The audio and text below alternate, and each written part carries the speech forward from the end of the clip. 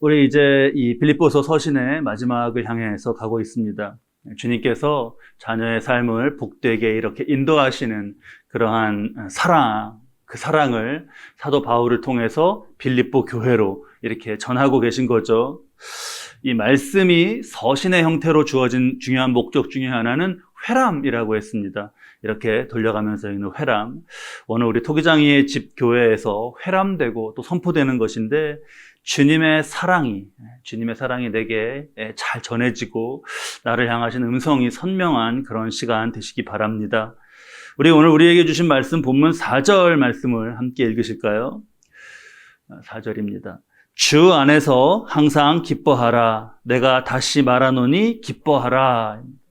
주 안에서는 지난 주일에 우리 나누었던 것처럼 성경에 많이 나오는 그런 표현 중에 하나입니다. 기뻐하라의 기쁨도 신약에서만도 수백 회 등장하고 바울 서신에도 많이 나오고 지금 이 빌립보서에만도 17번이나 나올 정도로 아주 많이 나오는 말입니다. 주 안에서 기뻐하라 이렇게 되면 이게 성경의 전체에 담긴 하나님의 큰 말씀이다. 이렇게 할 수 있겠습니다. 주 안에서 기뻐하라. 그런데 우리네 삶을 생각해 보면 정말 늘 우리가 기뻐할 수 있나 이거를 우리 마음 가운데 의문이 들죠. 빌립보 교회도 유오디아와 순두계라고 하는 두 여인의 갈등이 있었습니다. 우리가 살아가면서 분노할 때가 있고 또 억울할 때도 있습니다. 그런 순간들에 우리가 기뻐할 수 있는가? 그 고은별이라는 시인의 식구 중에 이런 표현이 있던데 참 마음에 와 닿았어요. 마지막이라는 말보다 더 슬픈 말을 나는 알지 못합니다. 그런 표현이 있더라고요. 마지막. 우리가 사람마다 슬픈 말이 다를 수 있겠지만 마지막이라는 말도 참 그렇지 않습니까? 사랑하는데 헤어져야 하는, 사랑하는데 헤어져야 되는 그런 게 이 땅에 있어요. 그럴 때 마지막 만남 얼마나 안타깝습니까? 이번이 마지막 기회다. 어떤 일에 이게 마지막 기회다라고 할 때 갖게 되는 그 긴장감, 기쁨과 거리가 멀게 느껴집니다. 그리고 그 마지막 기회를 놓쳤을 때의 마음이라는 것은 그렇죠. 더 정말 말할 필요가 없겠죠. 그 생의 끝, 우리가 이 땅에 살아가는 생의 끝에 의사에게 그런 말 듣지 않습니까? 마지막을 준비하셔야겠습니다. 이런 얘기. 내 어머니, 내 아버지를 두고 그런 말을 들었을 때의 마음이란 것은 그냥 그 마음을 이렇게 지탱하고 있는 것조차 힘든 그런 상황이죠. 하나님이 그런 우리네 삶을 모르시지 않는데 그런데 기뻐하라. 또 다른 말씀에서는 항상 기뻐하라. 이렇게 말씀하시는 거를 우리가 어떻게 받아들여야 될까요? 그래서 말씀을 더 곰곰이 묵상하게 됩니다. 근데 하나님께서 이걸 모르셔서 그렇게 말씀하시는 게 아니라 오히려 정반대죠. 정반대. 아담의 타락으로 에덴에서 쫓겨나면서부터 땅이 가시덤불과 엉겅퀴를 낼 것이라고 하나님이 말씀하셨어요. 고된 인생에 대한 그런 말씀입니다. 또 죄인과 죄인이 마주하기에 살아가기에 생겨나는 모든 고난을 다 아시죠. 주님이. 인생이 기쁜 일로만 가득했다면 그때여 하나님께서 기뻐하라 라고 말씀하지 않으셨을 거예요. 그렇지 않기 때문에 하나님이 하시는 말씀입니다. 이 말씀을 잘 보면 하나님은 기쁨을 상황에 종속된 상황과 이렇게 세트가 된 것으로 말씀하시는 게 아니에요. 그게 세트면 하라 마라 그럴 필요도 말씀하실 필요도 없지 않습니까? 하나님은 기쁨이라는 게 지금 이 말씀 속의 교훈은 기쁨이라는 게 의도적으로 그리고 의지적으로 선택해야 하는 어떤 것으로 하나님 말씀하고 계셔요. 이 부분을 이 말씀을 이해하는 데 도움이 되는 조언이 있는데요. 미국의 굉장히 존경받는 대통령들 꼽으면 상위 꼽히는 분 중에 루즈벨트 대통령이 있습니다. 루즈벨트 대통령. 미국 대통령 중에서 처음이자 마지막으로 대통령직 4번 당선되었고 12년 동안 그 백악관에 머물렀죠. 많은 사람들에게 큰 신뢰를 받았습니다. 많은 이들이 그 루스벨트 대통령이 위대한 대통령으로 기억될 수 있었던 요인으로 아내 엘리노 루스벨트 여사를 꼽습니다. 이 루스벨트 대통령은 이렇게 존경하는 대통령 이런 순위를 꼽으면 항상 1, 2위는 잘 못해요. 1위는 뭐 보통 링컨, 2위는 뭐 워싱턴, 조지 워싱턴 이렇고 한 3위권 이렇게 합니다. 근데 이 엘리노어 루스벨트 여사는 존경하는 영부인 이렇게 조사하면 거의 늘 1위를 합니다. 사람들이 왜 그녀에게 그렇게 존경을 표하는가? 이 남편 루스벨트가요, 39살이었어요. 39살의 나이에 성인이 돼서 39인데 그때 소아마비에 걸려서 하반신 마비가 됩니다. 39에. 그런 남편이 대통령이 되도록 뒤에서 도운 거예요. 그러니까 얼마나 많은 일을 겪었을지, 얼마나 많은 정말 그런 게 있었을지는 우리가 다 얘기하지 않아도 다 느껴집니다. 근데 그 엘리노어 루스벨트 여사가 기회가 있을 때면 이런 얘기를 하는 거를 아주 좋아했습니다. 여러분 아십니까?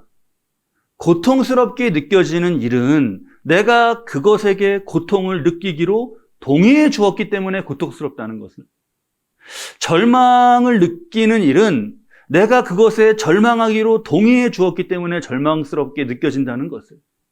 내가 그렇게 동의해 주기 전까지 그것들은 그냥 일어난 일입니다. 이렇게 얘기했어요. 우리가 뭐 순수한 감정으로서의 슬픔 이런 거 무시해서는 안 되겠죠. 내가 내 동의와 관계없이 힘든 일이 있을 수도 있습니다. 그런데 그렇지 않은 많은 또 다른 일들에 있어서 우리가 쉽게 고통스러워하자, 절망하자 이렇게 동의해 줄 때가 많지 않은가 돌아보게 돼요.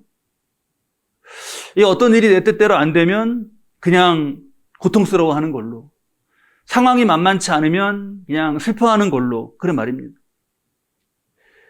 우리 마음이요, 사람의 마음이 이렇게 산에 난 길과 같은 그런 면이 있습니다.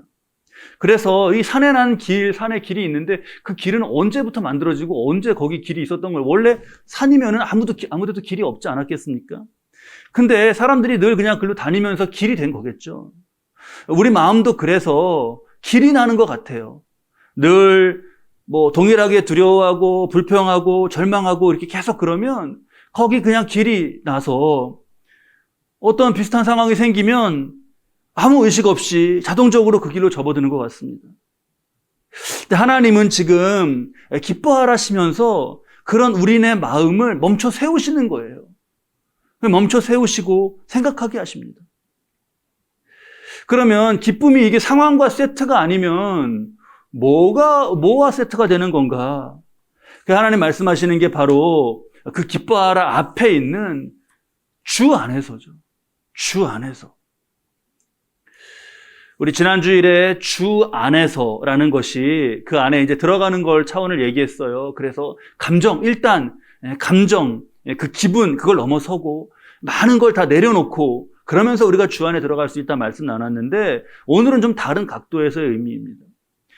주 안에서라는 건 그러니까 지금 상황 안에서가 아닌 거죠.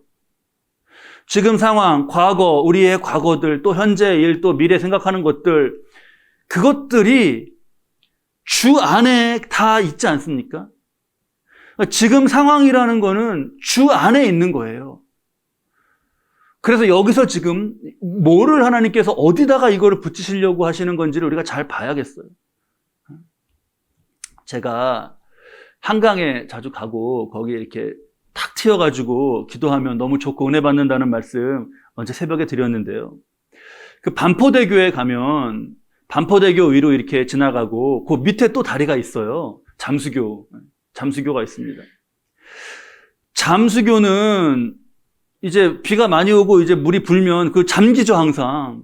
근데 잠수교 잠수교 많이 다니셔요, 그쪽으로? 이렇게 블루 가운데가 올라와 있는데요. 그 올라와 있는데 서서 이렇게 보면, 물하고 거리가 상당해요. 그러면 이렇게 둘러보면은, 거기가 물이 다 정말 한강이 전부 다 거기가 이렇게 꽉 차 올라서 잠수교가 잠길 정도로 물이 많아지는 거가, 야, 비가 많이 오면 이렇게도 많아지는 거구나. 좀 늘 볼 때마다 신기합니다. 잠수교 잠기는 거 많이 보는데. 근데 그 물이 불어서 올라가다가 잠기는데 잠수교 위에 그 반포대교는 안 잠겨요. 반포대교 위험수위까지는 막 올라가고 막 정말 비 많이 오고 그러면 그렇게 되는데 반포대교는 안 잠깁니다. 여기 우리 이렇게 강남에서 저 넘어가는 한남대교나 이런 데도요, 안 잠겨요, 물에. 이게 왜 그러냐. 그게 한강과 그 다리 가운데의 관계만의 문제가 아니지 않습니까? 비가 오는 양으로는 그 다리들도 잠길 만큼 비가 와요. 비가 오는 양만으로는. 근데 그렇게 되면 한강 홍수 통제소에서 이걸 컨트롤하는 거죠. 저 한강 상류의 댐들 다 그거 개수와 그 수량과 담수량과 강수량과 이런 걸 계산하고 어디 열면 물이 그만큼이 어디로 얼만큼 후에 도착하고 이런 걸 다 계산해 갖고 방수량을 다 조정합니다. 이쪽에서는 또 서해 만조가 되면 물이 차오르니까 그 시간과 양과 이런 걸 다 조절해서 계속 그냥 스무스하게 잠기지 않고 흘러가게 조절을 하는 거죠. 그러니까 이게 지금 이러한 다리와 그 안에서 바라보는 그 물, 거기만 바라볼 게 아닌 거지 않습니까? 더 큰 차원이 있고 더 큰 상황이 있어요. 상황이, 그러니까 이렇게 되는 거죠. 상황이 큰가 주가 큰가? 지금 이 상황이 큰가 주가 큰가? 문제가 큰가 주님이 큰가? 그때 우리가 주님이 더 크시다라고, 주님이 더 크시지, 이렇게 마음을 멈춘 후에 주님이 더 크시지라고 거기서 그렇게 접어들 수 있다면, 그러면 우리 마음은 좀 더 기쁨 쪽으로 돌아설 수 있는 것이죠. 성경은 하나님의 사람들의 삶을 말할 때 이 큰 차원을 항상 함께 말합니다. 야곱이 광야에서 잤어요. 그 광야에서 잤으면 그게 말하자면, 그러니까 쉽게 말하면 노숙이지 않습니까? 길에 그냥 잔 거예요. 노숙한 거예요. 그런 상황으로 보면 그게 어떻게 기쁨과 세트가 되겠습니까? 하지만 그는 기뻐하면서 예배했어요. 광야에서. 그리고 거기를 벳엘, 엘의 집이다, 하나님의 집이다, 여기가 막 기뻐갖고 그렇게 예배했습니다. 옆에서 그거 누가 보면 저 사람이 미쳤나, 여기 뭐 벽돌 한 장 안 쌓여 있고 담 하나 없는데 무슨 여기가 집이고, 하나님의 집은 무슨 얼토당토 하는 소리야. 그때는 예루살렘 성전은 없었으니까 뭐 그런 걸 생각하진 못했겠지만, 하나님의 집이면 적어도 세상 나라 누구 왕의 궁전보다는 나아야 되지 않겠어 싶을 텐, 그렇게 마음 먹을 만한데, 그 사람 거기서 막 휑한 광야에서 여기 하나님의 집이다 이러고 있으면 저 사람 뭐 하는 거야? 그러지 않겠습니까? 바울도 감옥에서 기쁘다고, 저 무슨 감옥 체질도 아니고 어떻게 된 거야? 하지 않겠습니까? 근데 거기가 광야냐? 그거는 그거죠. 광야가 큰가 주가 큰가? 거기가 감옥이냐? 감옥이 큰가 주가 큰가? 여기서 무엇을 보느냐에 따라서 마음이 달라졌습니다. 주 안에서 기뻐하라, 주 안에서 기뻐하라 하신 데는 아무 마음이나 아무 거에나 그냥 동의하지 말고 무엇이 큰가? 무엇이 큰가? 그것을 잘 보면서 마음을 움직여 가라시는 그런 의미가 있습니다. 그 프랑스 비평가죠, 폴 부르제, 이 사람 말이 아주 화제가 된 말이 있습니다. 다 들어보셨을 거예요. 생각한 대로 살지 않으면 사는 대로 생각하게 된다. 이게 언제부터 알려지면서 굉장히 많이 회자되더라고요. 생각하는 대로 살지 않으면 사는 대로 생각하게 된다. 근데 보는 것도 또 꼭 그래서 아무 관점 없이 보면 보는 대로 생각하게 됩니다. 우리 8절 말씀이죠. 그 맨 뒤에 보면 쭉 이렇게 하시면서 마지막에 이것들을 생각하라 그러셨어요. 이것들을 생각하라. 이런 것들을 생각하지 않고 살면 사는 대로 생각하게 되는 거고, 보는 것도 다 똑같습니다. 아무 관점 없이 보면 보는 대로 생각하게 돼요. 그러니까 우리가 아무 생각, 아무 시각, 아무 감정에나 다 동의해주면 안 됩니다. 더 큰 차원. 그 루스벨트 대통령이 시력이 굉장히 안 좋았다고 하더라고요. 그래서 근시, 가까운 거는 근시여서 잘 못 보고, 또 먼 거는 원시가 또 있고 그래서 잘 못 봤답니다. 그래서 특별하게 이분은 눈이 어떻게 그렇게 나빴는지 안경이 2개가 항상 필요했대요. 그래서 저도 안경을 쓰고 하는데, 안경 쓰고 다니지만 안경집은 집에 있지 않습니까? 근데 이 루스벨트 대통령은 안경집을 가지고 다녀야 되는 거였어요. 새로 된 튼튼한 안경집을 썼대는데, 그래서 가까이 있는 거 볼 때는 근시 쓰고 있을 때 원시는 여기다 넣어놓고, 원시 안경은 또 먼 걸 할 때는 또 이거 안경을 바꿔 껴야 되는 거예요. 2개를 가지고 다니면서. 그러니까 얼마나 이게 불편했겠습니까? 아, 나 이거 왜 이렇게 불편하게 살아야 되는가. 그래서 그 마음의 불평이 늘 있었대요. 그거 이렇게 바꿔 끼고 그럴 때면 마음이 자동적으로 그 길로 간 거죠. 그 길 난 곳으로 그냥 불평으로 간 거죠. 하나님, 왜 수많은 사람들은 안경을 안 끼고 살아가고 안경을 낀 사람도 하나만 끼고 이렇게 사는데 저는 왜 두 개를 써야 됩니까? 라고 원망했다고 합니다. 근데요, 그가 그 마지막 대통령 선거 나갔을 때 이제 그 선거 때인데 미러키에서 연설을 막 이제 하고 있을 때 그 바로 앞에서 슈랭크라고 하는 사람이 일어나서 권총으로 루스벨트 대통령을 쏜 거예요. 암살하려고. 정적이었죠. 그래 막 큰 총소리가 나니까 사람들이 다 놀라고 루스벨트 대통령은 이제 쓰러지고 이렇게 했습니다. 그래서 경호원들이 막 끌고 내려가는데 만류하면서 다시 자신을 연단에 세워달라 그러고 해서 연단에 올라가서 그 연설을 다 마저 했습니다. 그러니까 사람들이 막 초인이라고 총에 맞아갖고 이렇게 가슴을 맞았는데 어떻게 저런가 했어요. 연설 마치자마자 급히 병원으로 싣고 가서 검사를 했는데 그 총알이 어디서 나왔는지 아셔요, 여러분? 이거를 안경을 이렇게 쓴 그 안경통을 여기 가슴에 넣어놨는데 여기 안주머니에 넣어놨는데 총알이 거기 맞은 거예요. 거기 맞고 통과하지 못하고 똑 떨어져갖고 주머니 안에 그 총알이 들어있었다는 거예요. 그래 루즈벨트가 그 얘기 듣고 하나님, 제가 하나님 앞에서 이거 맨날 눈 왜 이러냐고 원망하고 불평하고 귀찮다고 맨날 그랬는데 야, 이때를 위해서 예비해 놓으셨군요. 이 기회에 이렇게 쓰실 거였으면 제가 평생 이거 계속 들고 다녔어도 그냥 감사하면서 들고 다녔을 걸. 그렇게 하면서 감사했답니다. 모든 일이 지금 말씀드린 이런 은혜의 사건처럼 딱딱 맞아 떨어져서 뭐 이게 그렇게 쓰이고 저렇게 되고 딱 그렇게 되지 않죠. 어떤 분은 뭐 평생 불편한 거 가지고 다니셨는데 그게 마지막에 뭐 어떤 사건과 연결되고 그런 거 없이 그냥 세상 떠나시기도 합니다. 지난주에 링컨 대통령에 대해를 예로 이렇게 말씀을 나눴었는데요. 링컨 대통령도 똑같이 그 총에 맞았었어요. 부스라는 사람이 극장에서 있는 링컨을 쐈죠. 근데 그는 그냥 그 일로 총에 맞아갖고 죽었습니다.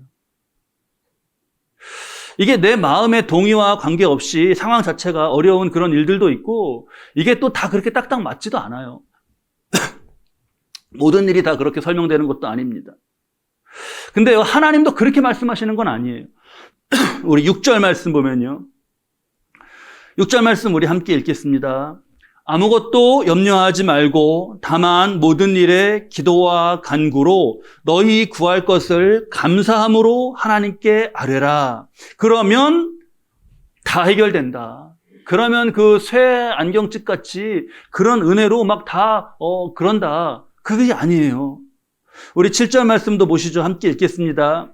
그리하면 모든 지각에 뛰어난 하나님의 평강이 그리스도 예수 안에서 너희 마음과 생각을 지키시리라. 아멘. 우리가 마음을 멈추고요. 염려하는 걸로 거기에 동의해 주지 않고 뭐가 더 크냐 이게. 정말 그런 생각 가운데 마음이 점점 기도의 모양이 되어 갈 때 그때 하나님께서 하시는 일이 뭐냐.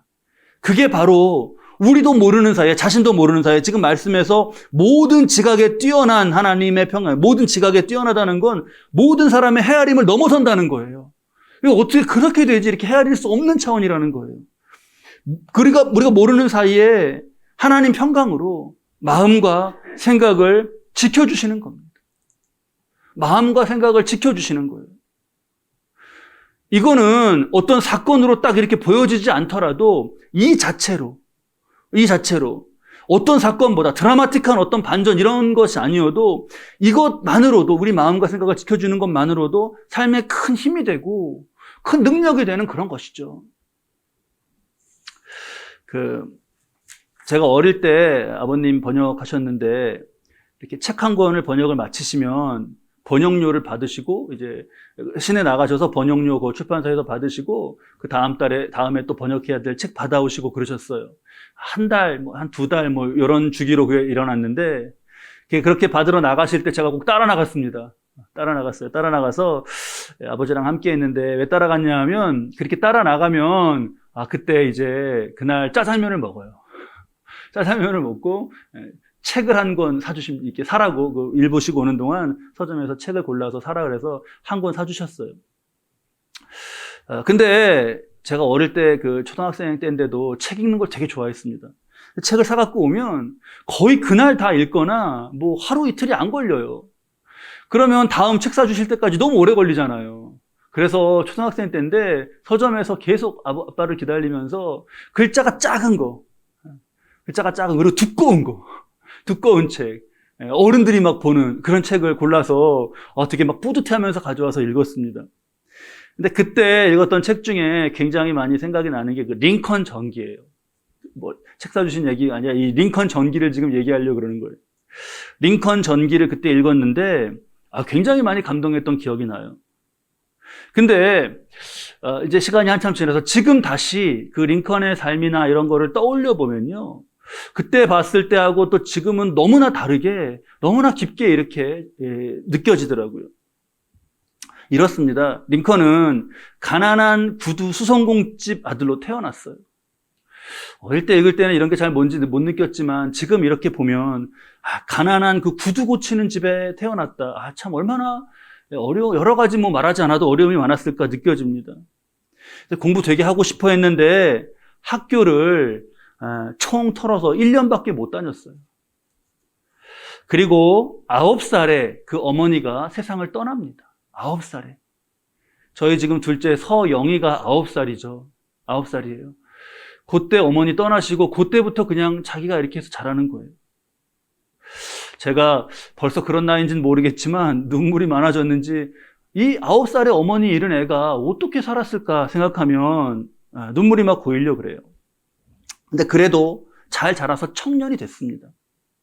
23살에 일리노이 주의회 선거에 나갔는데 떨어졌어요. 막 패기로 도전했나 봐요. 근데 떨어졌습니다. 24살에 그런 실패를 이제 잘 가다듬고 회사를 차리고 막 이렇게 일을 해나가려고 했는데 이 24살에 그렇게 시작했던 일이 회사가 도산하면서 이후에 17년간 이때 진 빚을 갚아 나가야 했습니다. 26살에 사랑하는 여인을 백혈병으로 잃었어요. 그래서 그때 이 너무나 힘들어서 신경쇠약으로 정신병원에 입원하기도 했습니다. 29살에 20대 후반 마지막 그 29살에 겨우 이제 그런 걸 추슬러서 주의회 대변인 선거에 도전했는데 또 떨어집니다. 이후로 떨어진 선거가 계속 이어지는데 이게 너무 많아서 그냥 말씀드리면 6번 이후로도 계속 떨어져요. 6번.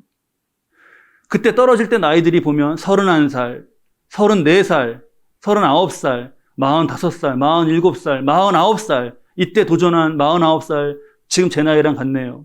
그때 도전한 상원의원 선거 모두 다 계속 떨어집니다. 이게 총 몇 번을 떨어졌는지 모르겠어요.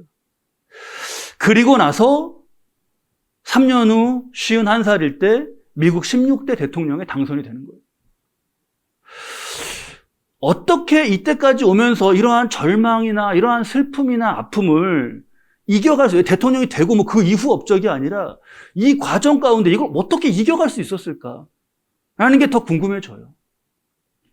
근데 그가 늘 말한 게 있습니다. 이 부분을 얘기할 때 늘 말한 게 있어요. 그게 뭐냐? 그게 9살에 아까 어머니 돌아가셨다 그랬잖아요. 그때까지 어머니가 읽어주신 성경, 그리고 어머니 유언, 성경을 읽어라. 네가 읽어라, 이제 내가 저기 떠나니까. 그 성경 읽은 거예요. 성경 읽으면서 우리 지금 아까 말씀드렸던 야곱이 광야에서 그렇게 한 거 예배 그런 지금 성경에서 우리가 또 보는 성경 똑같지 않습니까? 바울의 지금 감옥에서의 이런 거 다 읽은 거예요. 우리 빌립보서가 회람이어서 우리도 지금 이렇게 보고 있다고 했는데 이걸 우리보다 먼저 살면서 읽은 겁니다. 하나님 말씀을 계속. 그러면서 말씀을 읽으면서 말씀의 의미 가운데 상황이 되는 거에다가 세트로 마음을 이렇게 해서 가지 않고 절망하고 슬퍼하기로 동의해 주지 않은 거죠. 무엇이 더 큰가 생각하면서 그의 마음이 달라졌습니다. 마음이 기도의 모양이 되어가고 그렇게 하면서 할 때 하나님은 정말 사람의 헤아림을 넘어선 그 본인도 다 알 수 없는 그런 차원에서 하나님의 평안이 그의 마음과 생각을 지켜주셨어요. 우리 7절 말씀에서 정말 이 은혜의 말씀을 보았는데 잘 보면요, 이 말씀에서 우리가 새겨야 될 것이 지금 그리하면 모든 지각에 뛰어난 하나님의 평강이 그리스도 예수 안에서 너희 마음과 생각을 지키시리라 하셨잖아요. 이게 말씀은 지금 우리 마음과 생각이 보호를 받아야 되는 어떤 대상으로 말씀하고 있어요. 이게 굉장히 중요합니다. 이게 마음과 생각은 보호를 받지 못하고 가만히 두면요, 경직되고 이게 문제를 막 일으켜요. 제가 어느 심리학자가 이런 현상의 대표적인 것으로 반박과 재촉의 습관이라는 것을 얘기하던데 그거 정말 맞는 것 같습니다. 반박과 재촉의 습관. 이게 뭐냐면 마음을 돌보지 않고 잘 그냥 가만히 두면요, 마음이 이게 상대를, 나와 다른 사람을 적대시하는 반박, 그리고 내 마음을 앞세우는 재촉, 이게 계속 자라더라는 거예요. 이게. 우리 청소년 시기를 막 감정 변화가 많고 막 좌절했다, 불만이 있었다, 막 또 좋아했다, 막 이렇게 한다고 해서 극단적으로 이게 막 사고와 감정이 오간다고 해서 질풍노도의 시기라고 하지 않습니까? 근데 요즘에 이게 어른 세대, 노인 세대 중에서 막 마음대로 안 되면 막 분노하고 다른 사람 적대시하고 막 자기 고집만 앞세우고 그런 모습 두고 이거 질풍노도가 아니라 질풍노인의 시기다.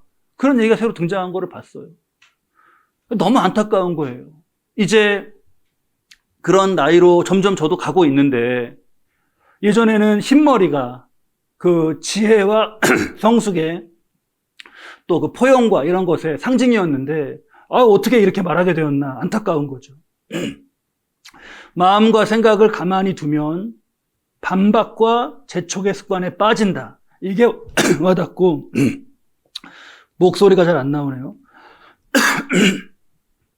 이게 와닿고 우리 마음, 생각을 보호받아야 될 대상으로 전제하신 하나님 말씀이 크게 와닿습니다.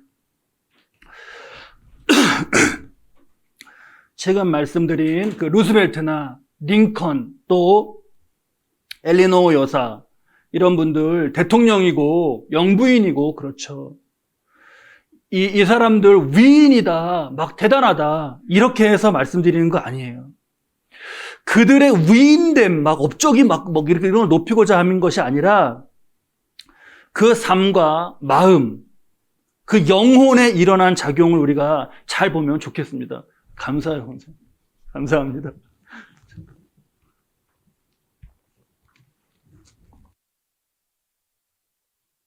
사람들이 대단한 위인이다. 그게 아니라 그 삶에, 그 영혼에 일어난 작용을 우리가 잘 보자는 것이죠. 기쁨과는 거리가 먼 그 하반신 장애가 39살 때 하반신 장애가 생겼는데 무수한 실패를 그렇게 겪었는데 그런데 어떻게 슬픔과 절망에 휩쓸려가지 않았을까? 그걸 잘 생각하면서 오늘 주신 말씀을 우리가 가슴 깊이에 잘 새겨야 하겠습니다. 루스벨트 대통령이 존경받는 이유 중에 하나가 그가 임기 중에 미국의 대공황 그리고 세계 2차 대전 이 두 가지를 참 하나도 해결하기, 감당하기 힘든데 두 가지를 다 임기 중에 맞았다는 거예요. 근데 이게 보시면 여러분 미국 대공황 이게 경제 문제, 돈 문제잖아요. 그리고 세계 2차 대전은 관계의 문제고요. 한 개인이나 가정이나 일터의 문제도 다 축소판이어서 돈 문제, 경제 문제, 그리고 관계의 문제 이게 굉장히 어렵습니다. 그 말은 그게 우리 눈에 크게 보인다는 거예요. 그래서 그것이 늘 주님을 가린다라는 걸로 생각할 수 있습니다. 자, 문제들이 있건 없건 무조건 무시하고 싱글벙글하고 살자, 웃자, 웃으면 뭐 다 잘 된다 이런 게 절대 아니고요. 순간순간에 이 말씀 우리 새기면서 나는 이 순간에 지금 이 문제에 있어서 근심하고 두려워하고 불안해하는 걸로 마음을 주는 거에 동의하지 않겠다. 동의하지 않겠다. 멈출 수 있는 거죠. 나는 멈춘다 여기서. 그리고 나는 주님이 더 크다 하시는 큰 것을 나는 잊지 않는다. 그리고 그 주님을 선택한다. 믿음을 선택한다. 그리고 나는 좀 더 그래서 그렇기 때문에 기뻐하는 것을 선택할 것이다. 우리 마음 그렇게 먹을 수 있습니다. 우리가 근심에 동의해 주지 않고 주를 향하고 믿음으로 붙잡고 할 때 하나님은 우리 마음에 평안을 주시고 마음에서부터 평안을 주시고 마음에서부터 웃음을 주시는 거잖아요. 그렇게 하시면서 우리를 지켜주셔요. 그 9절 마지막이 평강의 하나님이 너희와 함께 계시리라. 이렇게 말씀이 끝났는데 하나님 함께 하시면서 그를 마음에서부터 삶을 인도해 가 주시는 거죠. 우리 이 말씀 잘 새기면서 9절 말씀이 우리 삶에서 성취되기를 바라는 마음으로 함께 다 같이 선포하는 마음으로 이 말씀 읽고 설교를 마치겠습니다. 9절 말씀 함께 읽으시죠. 너희는 내게 배우고 받고 듣고 본 바를 행하라. 그리하면 평강의 하나님이 너희와 함께 계시리라. 말씀 꼭 새기시면서 평강의 하나님께서 함께 계시면서 더 기쁨의 삶으로 더 복되게 인도해 주시는 삶으로 저 여러분 꼭 그렇게 나아가실 수 있기를 우리 주님 이름으로 축원합니다.